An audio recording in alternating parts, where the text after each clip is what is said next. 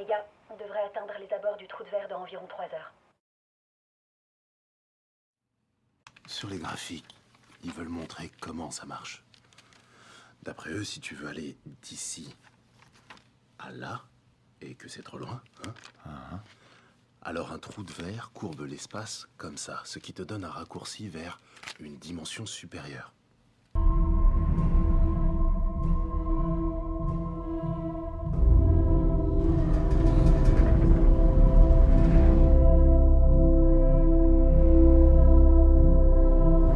Tous prêts à dire au revoir à notre système solaire. À notre galaxie. C'est parti.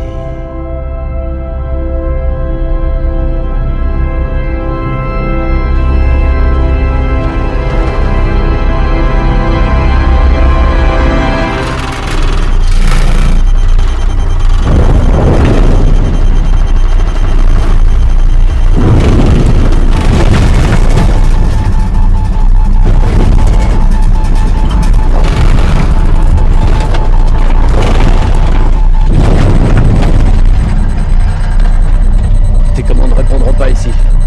On est en train de traverser le bulk de l'espace au-delà de nos 3 dimensions. On peut juste observer et prendre note.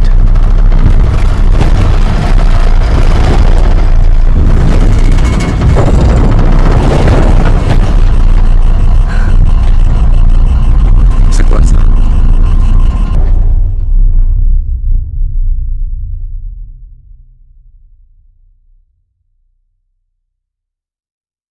Mais il y a une petite complication. Sa planète est beaucoup plus proche de Gargantua qu'on ne croyait.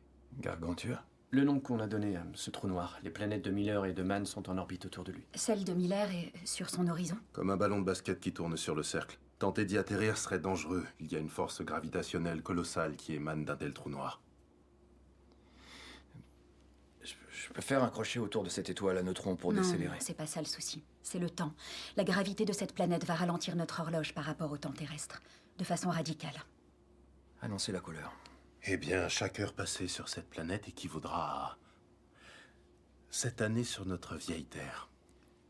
Non, non, Bah quoi, les amis, c'est la relativité. il y a la moindre possibilité. Disons, je sais pas, un super moyen peut-être de tous sauter dans un trou noir, de récupérer les années. Gardez vos airs supérieurs. Le temps est relatif, ok? Il peut s'étirer ou se contracter, mais... En aucun cas, il ne peut faire marche arrière. En aucun cas, non. Et la seule chose qui soit en mesure de traverser les dimensions telles que le temps, eh bien, c'est la gravité. Mais ça fait 40 ans qu'il tente de résoudre l'équation de la gravitation. Amelia, votre père a résolu son équation avant même que je parte. Alors pourquoi il l'a pas utilisée? Cette équation ne pouvait concilier mécanique quantique et relativité. Il en faut plus. Plus de quoi? Plus de données. Voir l'intérieur d'un trou noir. Les lois de la nature n'admettent pas de singularité nue. Romilly, il est sérieux. Si un trou noir est une huître, alors la singularité est la perle qu'il renferme. La gravité y est si forte que la singularité se cache dans l'obscurité derrière l'horizon. D'où cette appellation de trou noir. D'accord, mais si on observe au-delà de l'horizon. C'est impossible, Cooper. Certaines choses sont censées rester inconnues. Dis, Cooper. Ouais. J'ai une suggestion à te faire pour ton voyage de retour. Quoi? Tente donc le trou noir un dernier coup. Je rentre chez moi, Romilly. Je sais, ouais.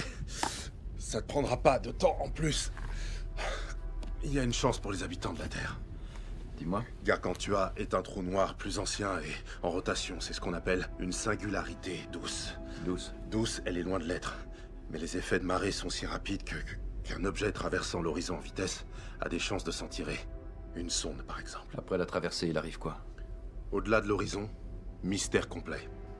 Et donc, pourquoi n'y aurait-il pas moyen pour la sonde d'entrevoir la singularité et de transmettre des données quantiques, s'il est muni de l'équipement pouvant relayer toutes les formes d'impulsion énergétique? Désamarrage.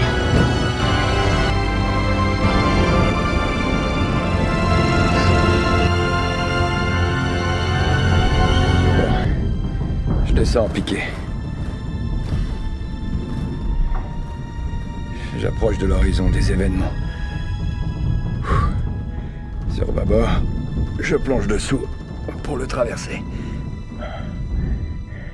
Je Je fais drone. Mode noir.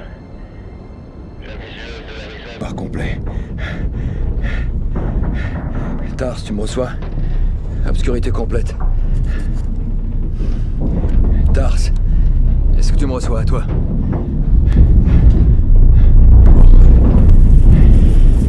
Les écrans. J'ai des interférences. Je perds le contrôle de la direction, je reçois les éclairs, de luminosité et l'obscurité. Turbulence dans la gravité.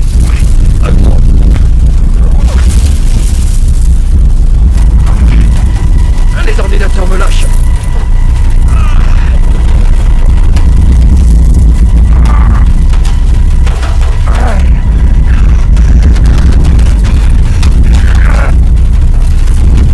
C'est la force gravitationnelle, je perds le contrôle de la direction.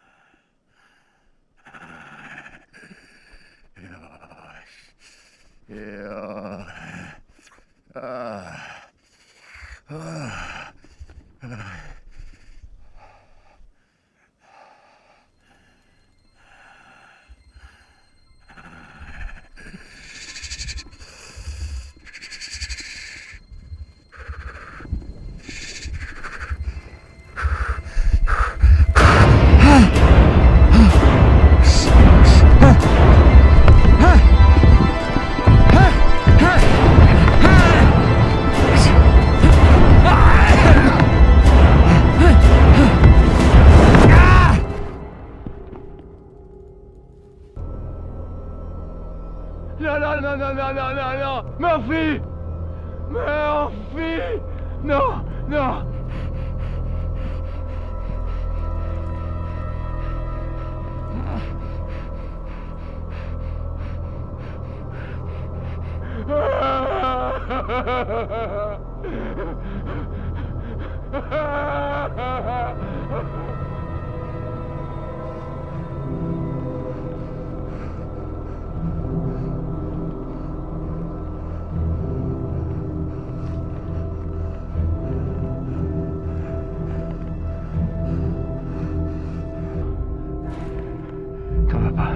T'en vas pas, imbécile!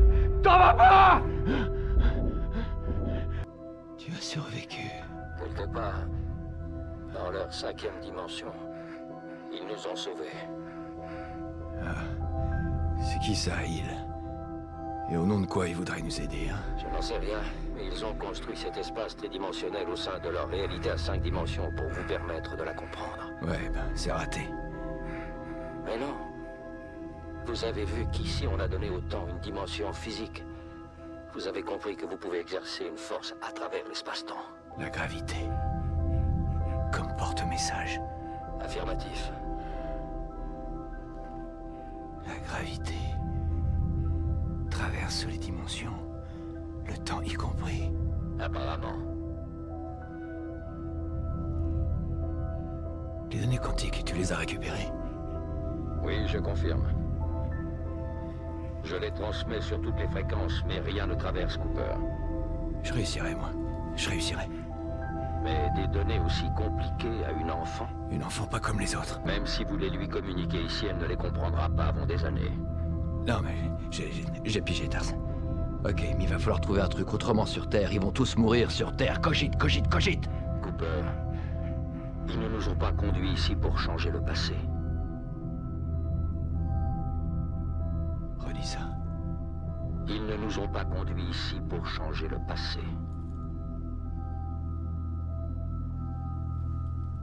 Tars, donne-moi les coordonnées de la NASA. En binaire. Reçu en binaire, transmission de données.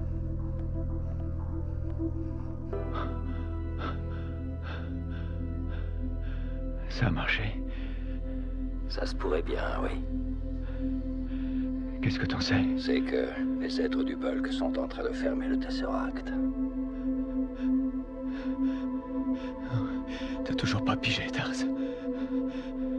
Ce ne sont pas des êtres. C'est nous. Tout ce que j'ai fait pour Murphy, ils le font pour moi. Pour nous tous. Cooper, ça n'a pas pu être construit par des humains, ça. Non. Non, pas encore. Mais un jour, ni toi ni moi, mais d'autres humains, une civilisation essaie d'évoluer pour dépasser nos 4 dimensions connues.